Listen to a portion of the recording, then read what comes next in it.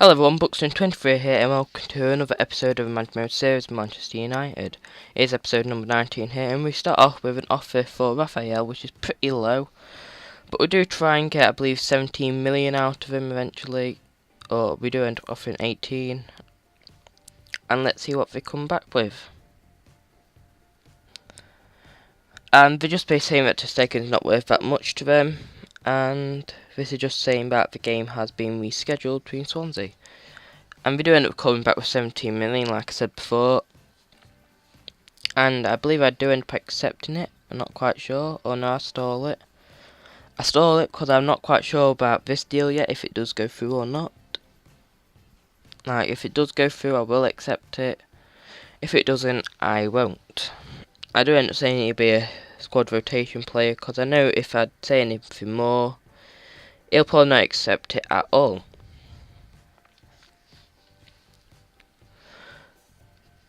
We do get a confirmation from Swansea that we do not believe Ter Stegen's worth that much. I'm going to press conference here against Chelsea, and we do end up praising Manchester United. So what you don't actually see here is that I believe Callas' offer was sent and accepted. So I did end up accepting Raphael's. Spurs are here trying to buy a Manchester United defence, because last episode, if you remember, we did buy Evans and trying to buy Smalling off me. Anyway, we get to the offer and we do end up accepting Callas. He is a decent all-round right back, and he'll probably be a good asset for our team. This is just confirmation that Raphael has been sold, and we get some money out of his sale. So we're going to the game against Chelsea, and it's one of those ones which I was very worried about, because in real life Manchester United don't have the best of records against Chelsea, at Stamford Bridge anyway. And at the end of half time, they end up having a nice chance here with Essien, I believe, or Mikel, which just goes out for a corner. Yeah, I believe it was Mikel. And that was literally all that happened in first half, all those three bits of action. And look at stats, there was only 3 shots on target.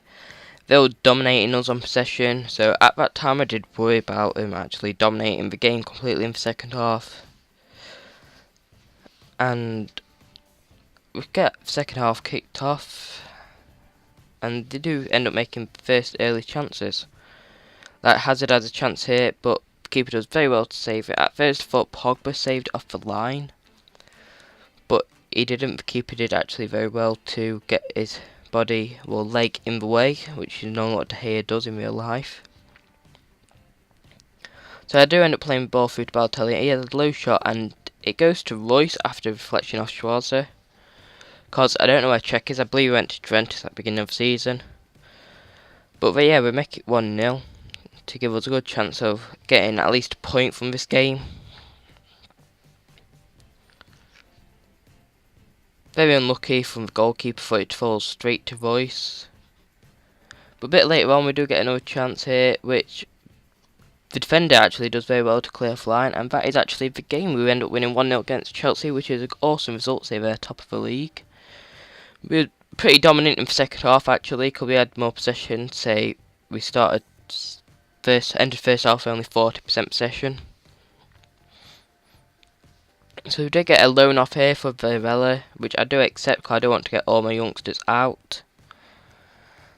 And I do end up accepting the offer for Smalling, which means Tottenham do now have a Manchester United styled defence. But it is probably from the 2 players who are probably never ever going to play in my team. And this is just saying that the board are quite happy that I have done positive changes into the team, which is quite good because they've all been giving me rough time recently. And we're getting an offer here for Hernandez, which is quite low in my opinion. I think it's worth quite a lot more. Personally, in real life I'd probably say he's worth about 20 million, but I do only try and get 16. So we just get lots of confirmations here that players are sold and matches are rescheduled. Then we get prize money for progressing. I'm going to press conference, and I do make a stupid mistake here. I totally forget to go down. I end up praising Arsenal, which is really stupid. We're getting off here for Fletcher, which I just accept because he's been moaning and complaining all the time about not getting playing time. And to be quite honest, he's not actually going to be playing anymore for Manchester United. We do get us told by the FA that we need to decide the England squad lineup, which you'll see in future episode. And it needs to be confirmed by the 1st February, I believe. And we get into the game against Arsenal, which I felt more confident about after playing Chelsea, to be quite honest. And we get a lucky bit of ball here, and Rooney ends up crossing ball to Balotelli, who I thought was offside at the beginning. And even looking at replay, I still thought it was offside. However, we do end up getting the goal to make it 1-0 just before half time.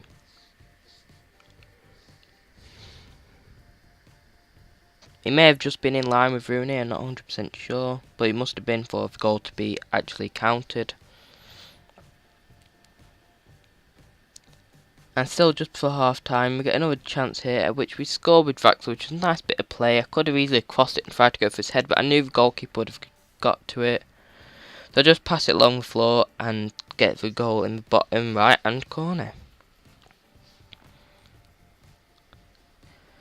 So yeah, straight after kick-off of the goal, they end up getting a really awesome chance here with Dzeko, and it's one of those crosses which you just can't defend against. If the cross is perfect in FIFA, you score a goal, and that is life on FIFA. Very unrealistic in real life, because even if perfect cross, there's a high chance the player will not be there. I'm going to half time winning 2-1, which is very good for us. Say that I was being quite confident in this game. They only had one shot and that was the goal, and we had 4 shots and 2 on target. They had more possession though. And looking at the stats, I was a bit worried because how good their shot accuracy was, even though they only had 1 shot. But it does mean that they are trying to be productive what they actually do. So we do get a good chance here with Santi Cazorla, which I thought he was going to put him back of the net. However, the keeper does take the ball and take the play at the same time. Then Dzeko here gets the goal to make it 2-2. Which is quite annoying because it was one of those late goals where you're thinking, oh, should I just hold on for the draw or should I just try and get the win with a chance of losing? I did end up going attacking after this, which probably wasn't the best idea. As you see here, Dzeko gets the ball on the 85th minute. He somehow crosses it to Wilshere and he gets the goal. I don't know how Wilshere managed to win that header there, because all the time it looked like my defender was going to get to it first.